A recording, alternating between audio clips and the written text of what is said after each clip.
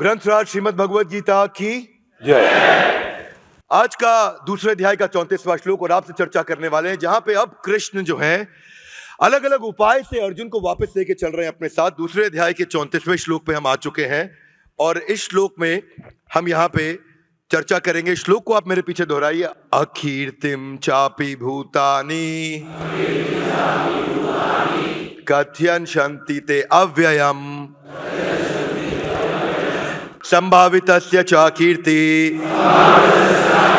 मरणादि अतिरिच्यते। अकीर्ति मतलब infamy. Infamy का मतलब बेइज्जती। कृष्ण अभी सारे प्रिंसिपल अर्जुन को नहीं बता रहे। कृष्ण कह रहे हैं इनफेमी, तुम्हारी बेइज्जती हो जाएगी।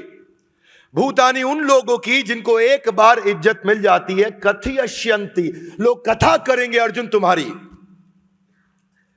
कथा करेंगे तुम्हारे विषय में। अव्ययम, व्यय, हाथ आगे लाइए। व्यय मतलब खर्चा हो जाना, खत्म हो जाना। व्यय मतलब एक्सपेंडिचर जो खत्म हो जाता है। अव्यय ये वो चीज है जो कभी समाप्त नहीं होती। अव्ययम संभावितस्य, उसको जिसको इज्जत मिल चुकी है एक बार। अकीर्ति, उसकी कीर्ति मतलब इज्जत, अकीर्ति मतलब इज्जत खत्म हो जाना।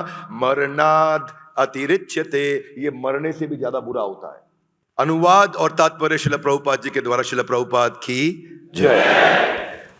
दूसरे अध्याय के 34वें श्लोक के अनुवाद में श्रील प्रभुपाद कहते हैं, लोग सदैव तुम्हारे अपयश का वर्णन करेंगे अर्जुन, और सम्मानित व्यक्ति के लिए अपयश मृत्यु से बढ़कर है।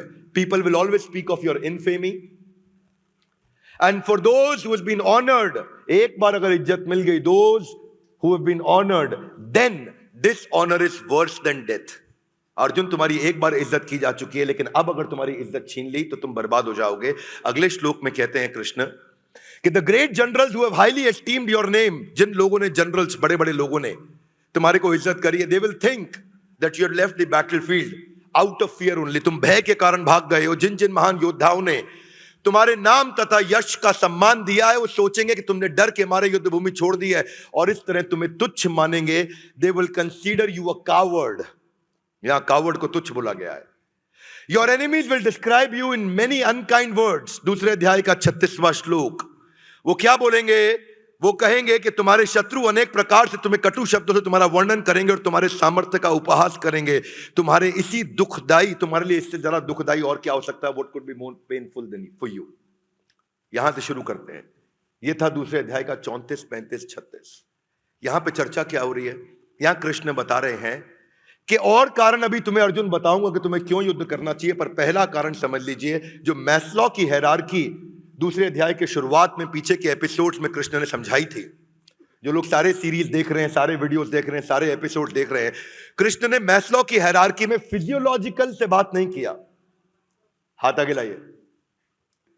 सबसे नीचे शारीरिक इच्छाएं, उसके ऊपर मानसिक, बौद्धिक, आत्मिक, आध्यात्मिक।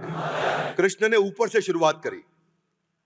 कृष्ण ने क्या बोला कि तुम ये धन ऐश्वर्य के लिए नहीं कर रहे, तुम राजपाट के लिए नहीं कर रहे अर्जुन।